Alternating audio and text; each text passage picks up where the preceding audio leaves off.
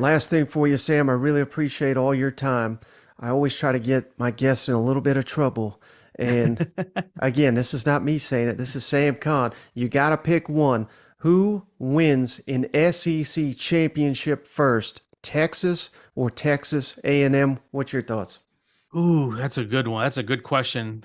To me, this year will, I think, give us a better idea of where we're going with that. Because if you would have asked me last year at this time, I would have said A&M Yeah. because of the talent they're stacking up. And they still have a tremendous amount of talent. But the way that season went last year and the questions that are raised about Jimbo Fisher and the program's future under him long term, to me, this 2023 season is about answering that question is, was that just an aberration and a bump in the road, or is the sign of trouble and that this thing isn't going to work out long term?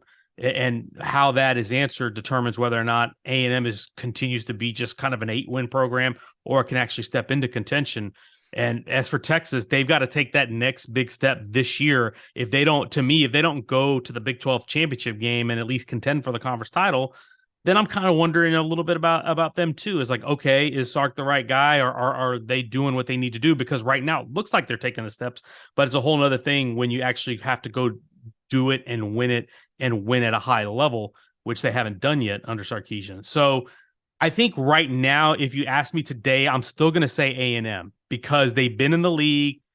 They've already accumulated the talent. They've already, like, you look at their defensive line, the talent that they brought in at that position. Connor Wegman, I love him. I think he's a terrific. I think he's going to be a star quarterback.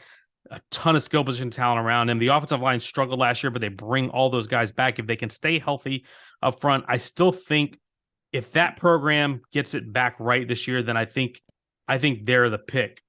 But if the Bobby Petrino thing blows up, then I think you're looking at Texas. But I think if you made me pick today, just because they're already in the league and they've already been through it, I think I'll give A&M about this much of an edge right now today. But it's really close because I think right now both of these programs are at an inflection point.